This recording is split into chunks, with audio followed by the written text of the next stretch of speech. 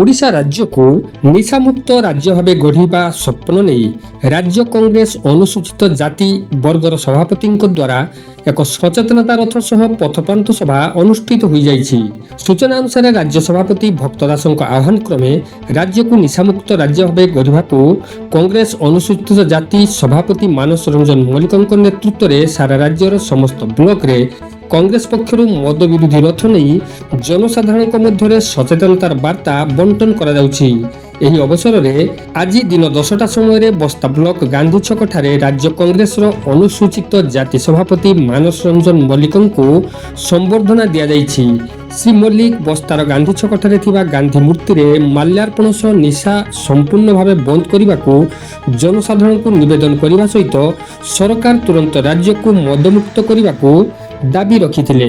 ମୁଁ ମାନସ କୁମାର ମଲ୍ଲିକ, ଓଡ଼ିଶା ପ୍ରଦେଶ କଂଗ୍ରେସ କମିଟି ଅନୁସୂଚିତ ଜାତି ବିଭାଗର ରାଜ୍ୟ ଅଧ୍ୟକ୍ଷ। ଆଜି ଆପଣ ବସ୍ତା ଗସ୍ତରେ ଅଛନ୍ତି, କ'ଣ କହିବେ? ଦେଖନ୍ତୁ ବନ୍ଧୁଗଣ, ଆପଣମାନେ ସମସ୍ତେ ଜାଣନ୍ତି ନିଶାର ଅପକାରିତା ଏବଂ ଭୟାବହତା ବିଷୟରେ ସାରା ସମାଜ ଜାଣେ। ସମାଜରେ ଯେତେ ପ୍ରକାର ଅଘଟଣ ହେଉଛି, ସଡ଼କ ଦୁର୍ଘଟଣା କୁହନ୍ତୁ, ହତ୍ୟା, ଲୁଣ୍ଠନ, ନାରୀ ପ୍ରତି ବ୍ୟଭିଚାର କିମ୍ବା ଦୁଷ୍କର୍ମ କିମ୍ବା ପାରିବାରିକ ହିଂସା କଥା କୁହନ୍ତୁ, ସର୍ଭେରେ ଦେଖାଯାଇଛି ପ୍ରାୟ 85% 90% ଅଘଟଣ ପଛରେ ନିଶା ହିଁ ମୂଳ କାରଣ। ତେଣୁ ନିଶା ରାଜ୍ୟରୁ ହଟିଲେ, ଦେଶରୁ ହଟିଲେ, ସମାଜରୁ ହଟିଲେ ଏ ସମାଜରେ 80% 85% ଅଘଟଣ ହଟିଯିବ।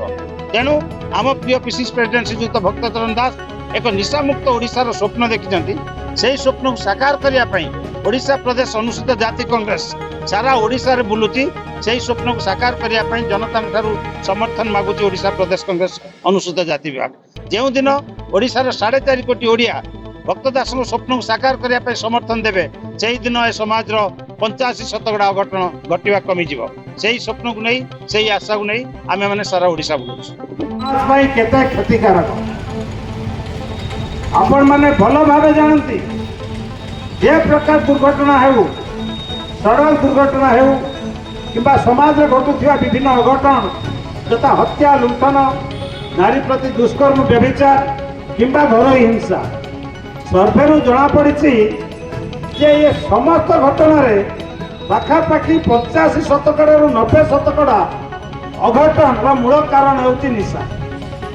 ବନ୍ଧୁଗଣ, ନିଶା କହିଲେ ପୂର୍ବେ କେବଳ ଟିକେ ଭାଙ୍ଗ କିମ୍ବା ମଦକୁ ବୁଝା ଯାଉଥିଲା, କିନ୍ତୁ ଆଜି ଆମ ଦ୍ୱାରରେ ଯେଉଁ ପ୍ରକାର ନିଶା ସବୁ ଆସି ପହଞ୍ଚିଛି, ସେ ନିଶା ସେବନ କରି ପୁଅ ବାପାକୁ ଚିହ୍ନି ପାରୁନି, ସ୍ୱାମୀ ସ୍ତ୍ରୀକି ଚିହ୍ନି ପାରୁନି, ମାଆକୁ ପୁଅ ହତ୍ୟା କରୁଛି। ଗନ୍ଧିଆ ବ୍ଲକରେ ଏବଂ ଆପଣଙ୍କ ବାଲେଶ୍ୱର ଜିଲ୍ଲାରେ ଗତ 1 ବର୍ଷ ମଧ୍ୟରେ ଘଟଣା ମୁଁ କହୁଛି। ମାଆକୁ ପୁଅ ନିଶା ଖାଇ ପଇସା ମାଗିଲା, ମାଆ ନ ଦେବାରୁ ପଥରରେ ମାଆର ଛାତିକି ଛେଚିକି ହତ୍ୟା କଲେ। ଏହାଠୁ ବଳି ଦୁଃଖର କଥା, ଏହାଠୁ ବଳି ଦୁର୍ଭାଗ୍ୟଜନକ କଥା ଆମ ସମାଜ ପାଇଁ। ଯେଉଁ ସମାଜରେ ମହାପ୍ରଭୁ ଶ୍ରୀ ଜଗନ୍ନାଥ ଯେଉଁ ସମାଜକୁ ଚଳାନ୍ତି, ଯେଉଁ ସମାଜର ଚଳନ୍ତି ଦିଅ ହେଉଛନ୍ତି ମହାପ୍ରଭୁ ଶ୍ରୀ ଜଗନ୍ନାଥ, ଯେଉଁ ରାଜ୍ୟରେ ଉତ୍କଳମଣି ପଣ୍ଡିତ ଗୋପବନ୍ଧୁ ଦାସଙ୍କ ପରି ପୁଣ୍ୟାତ୍ମା ଜନ୍ମଗ୍ରହଣ କରିଛନ୍ତି, ଅଜୟ ଖାରବେଳଙ୍କ ପରି ମହାନ ଯୋଦ୍ଧା ପୁରୁଷୋତ୍ତମ ଦେବ, ଲାଙ୍ଗୁଡ଼ା ନରସିଂହଦେବଙ୍କ ପରି ଶାସକମାନେ ଅତୀତ ଦିନରେ ଯେଉଁ ରାଜ୍ୟକୁ ଗୌରବାନ୍ୱିତ କରିଛନ୍ତି, ଯେଉଁ ରାଜ୍ୟରେ ବନ୍ଧୁଗଣ ଅହିଂସା ହେଉଛି ପରମ ଧର୍ମ, ଯେଉଁ ରାଜ୍ୟର ଜିନ୍ରେ ଅହିଂସା ଶାନ୍ତି ବାସ କରିଛି, ସେ ରାଜ୍ୟରେ ଯଦି ମାଆକୁ ପୁଅ ନିଶା ଖାଇ ପଥରରେ ଛେଚି ହତ୍ୟା କରିବ, ଏହାଠୁ ବଳି ଦୁର୍ଭାଗ୍ୟଜନକ ଘଟଣା କ'ଣ ହେଇପାରେ?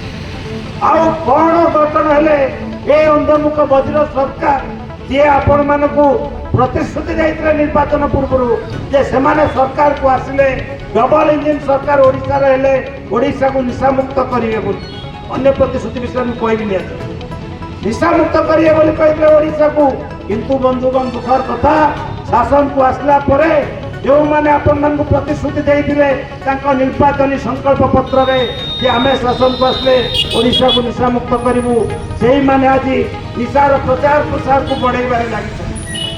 ବନ୍ଧୁଗଣ, ଆମେ ହେଉଛୁ ବିରୋଧୀ ଦଳ ଲୋକ, ଆମେ ଜାଣିଛୁ, ଆମେ ଯେତେ ଚିତ୍କାର କରି କହିଲେ ମଧ୍ୟ ସରକାର କହିବେ ଏଇଟା ବିରୋଧୀ ଦଳର ଚାଲ, ବିରୋଧୀ ଦଳ ତାହା କାମ କରୁଛି। ସରକାର ବାହାନା ଦେଉଛନ୍ତି ଅବକାରୀ ଆୟର, କିନ୍ତୁ ବନ୍ଧୁଗଣ ଜାଣିକି ଆପଣ ମଧ୍ୟ ଚକିତ ହେବେ, ଓଡ଼ିଶା ରାଜ୍ୟର ବାର୍ଷିକ ବଜେଟ୍ ହେଉଛି 3,10,000 କୋଟି ଟଙ୍କା। ଆଉ ଅବକାରୀ ସରକାର ଆୟ ପାଉଛନ୍ତି ମାତ୍ର 11,500 ଟଙ୍କା।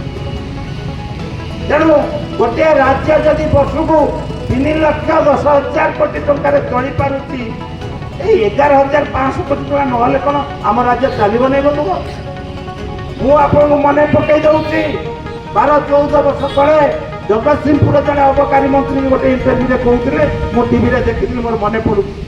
ସେ କହୁଥିଲେ ସେତେବେଳେ କଥା, ଆମ ରାଜ୍ୟର ବଜେଟ୍ ହେଉଛି 48,000 କୋଟି ଟଙ୍କା, ଆମେ ମାତ୍ର 4,000 କୋଟି ଟଙ୍କା ଅବକାରୀରୁ ପାଉଛୁ। ସେତେବେଳେ 12 ବର୍ଷ ତଳର କଥା ମୁଁ କହୁଛି। ଆଉ ସେ କହିଥିଲେ ଏଇ 4,000 କୋଟି ଟଙ୍କା ନହେଲେ ମଧ୍ୟ ଆମ ରାଜ୍ୟ ସୁରୁଖୁରୁରେ ଚାଲିପାରିବ, କିଛି ଅସୁବିଧା ନାହିଁ। ତେବେ ସରକାର କାହାର ସ୍ୱାର୍ଥ ପାଇଁ, କେଉଁ ସ୍ୱାର୍ଥ ପାଇଁ ଏ ରାଜ୍ୟକୁ ନିଶାର ମୁହଁ ଭିତରକୁ ଠେଲି ଦେଉଛି?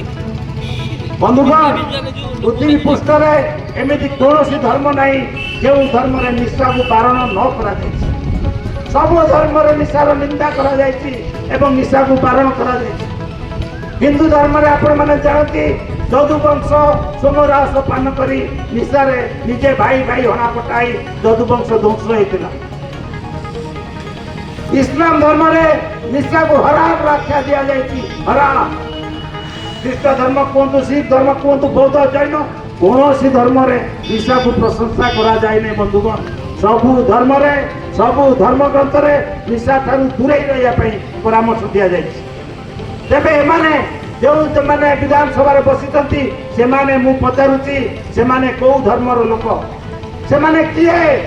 ଯେଉଁମାନେ ଜନତାକୁ, ଓଡ଼ିଶା ସମାଜକୁ, ଓଡ଼ିଆ ଭାଇ ଭଉଣୀକୁ ନିଶାର ଭିତରୁ ଠେଲି ଦେଉଛନ୍ତି। ସେମାନେ ହିନ୍ଦୁ ନା ମୁସଲିମ ନା ଶିଖ ନା ଇସାଇ ନା ବୌଦ୍ଧ ନା ଜୈନ, କଣ ଧର୍ମ ସେମାନଙ୍କର? ବନ୍ଧୁଗଣ, ସେମାନେ ଭୋଟ ପାଇବା ପର୍ଯ୍ୟନ୍ତ ଆପଣ ଯୋଉ ଧର୍ମର, ସେମାନେ ସେଇ ଧର୍ମର। ସେମାନେ ହିନ୍ଦୁକୁ ଭାଇ କହିକି ପଳେଇବେ, ମୁସଲମାନ ଭାଇ ଦେଖାଲେ ଚାଚା କହିକି ପଳେଇବେ, ଇସାଇ ଭାଇ ଦେଖାଲେ ଭାଇ ସାହେବ କହି ପଳେଇବେ। କିନ୍ତୁ ଥରେ କଲେକ୍ଟର ଠାରୁ ସାର୍ଟିଫିକେଟ ପାଇ ବିଧାନସଭାରେ ପଶିଲା ପରେ ସେ 47 ଜଣଙ୍କର ଗୋଟେ ଅଲଗା ଧର୍ମ ହେଇଛି। ଆଉ ବିଶେଷ କରି ଯେଉଁମାନେ ସରକାରରେ ରୁହନ୍ତି, ସେମାନଙ୍କର ଗୋଟେ ଧର୍ମ ହେଇଯାଏ ଯୋକ ଧର୍ମ। ଯୋକ ଜାଣିଛନ୍ତି ନା? ଯୋକ ରକ୍ତ, ମଣିଷର ଶେଷ ରକ୍ତ ବିନ୍ଦୁକୁ ଟାଣି ନ ଖାଇଲା ପର୍ଯ୍ୟନ୍ତ ସେମାନଙ୍କର ଆତ୍ମା ଶାନ୍ତି ହେବନି, ସେମାନଙ୍କ ପେଟ ପୁରିବନି, କି ସେମାନେ ମଣିଷକୁ ଛାଡ଼ିବେନି। ଆପଣମାନେ ଦେଖୁଛନ୍ତି, ଯାହା କାନ ନ ଶୁଣିଥିଲା, ଯାହା ଆଖି ନ ଦେଖିଥିଲା, ସେଇଭଳିଆ କର ସବୁ ଆଜିକାଲି ଲଗାଯାଉଛି। ଯଦି ଆପଣଙ୍କ ଭାଇଟିଏ କି ପୁଅଟିଏ ମୋଟରସାଇକେଲଟେ ନେଇ ବାଲେଶ୍ୱର ଯାଇ ଫେରୁଛି, ତା ଭିତରେ ତାର କେତେବେଳେ ମେସେଜ ଆସି ସାରିଥିବ, ନୋ ହେଲମେଟ, ଏଇଟା ସେଇଟା କରି 1,000 ଟଙ୍କାର fine. No DL no helmet, helmet नहीं डीएल नहीं बोल तुम्हें जान लो, ये होती इंग्रेज चाल। एमान सब इंग्रेज को संगत थिले ना, डीएल देखेला डीएल टा करतो काहे कौन पाई? ये होती लुटिबार, मनुष्य रक्त शोषिबार विभिन्न उपाय। आपण माने जानते 20 वर्ष तले 25 वर्ष कांग्रेस सरकार थिला, केबे कान सुनिछि? रास्ता रे जाउ जाउ गोटे मेसेज आसियो, मोर एति टका टैक्स हो जाइछि। हां, किंतु एमाने मनुष्यर रक्त शोषिबार विभिन्न उपाय प्रतिदिन राति चिंता करती। सकाल तक नंबर प्लेट आरंभ कले आज पीयूसीसी सर्टिफिकेट पर्यंत 4 चकिया चलेवा बंधुर तो आहरी दुपाड़ी। सी जब पुरी जाए बुलाया आसला निश्चय दुईटा निश्चय पुरी बालेश्वर जलेश्वर बस्ता सहर 4 चकिया नहीं जीवे, पुरी आसला को जमी थे 2टा मेसेज आस। तेणु बंधुगण, ये जो जोक धर्मी वाला दूरे रुहतु। आम प्रिय पिसिसी सभापति जो निशा मुक्त ओडिशार स्वप्न देखिं, से स्वप्न को समर्थन करंतु, निश्चय से स्वप्न दिने साकार हेब।